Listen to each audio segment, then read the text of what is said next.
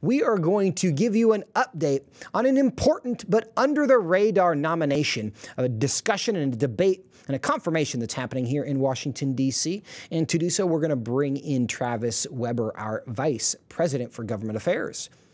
Travis. Thanks for having me. Good to see you. Travis, Nancy Abudu is a name that most Americans probably are not familiar with, but she's a person being debated right now in Washington, D.C. Who is she and why do we care? Yeah, so she's a nominee for the 11th Circuit Court of Appeals. This is our nation's federal appellate court, or one circuit of the federal appeals court level.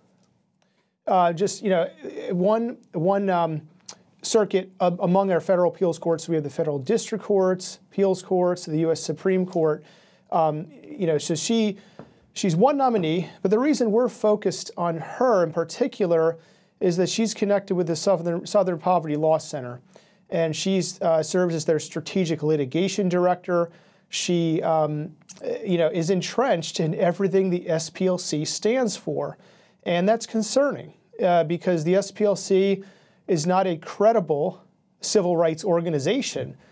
They smear and slander their opponents, list them as so-called hate groups, hate lists that are made up, fabricated descriptions of how they choose to classify their opponents.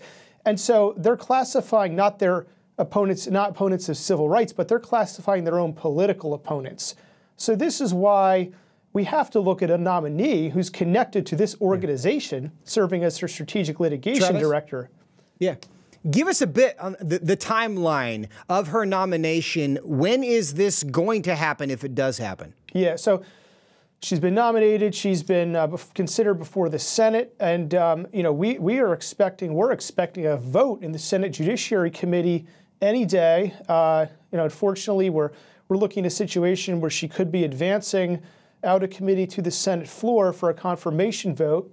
But she really shouldn't, because one of the things that has come to light recently is the fact that the SPLC is under investigation for possibly shopping for the right judge in Alabama in their activist attempt to block a bill that protects minors from gender transition procedures, harmful hormones and surgeries being applied to kids who want to try to live with the opposite biological sex. So this is a problem. We need to look at this situation when we look at the Abudu nomination. And Travis, I think this is yet another example of truly how far to the left this administration is. We talked earlier in the program about the House Judiciary Committee hearing yesterday, where they said essentially, yes, men can get pregnant and have abortions, where they said that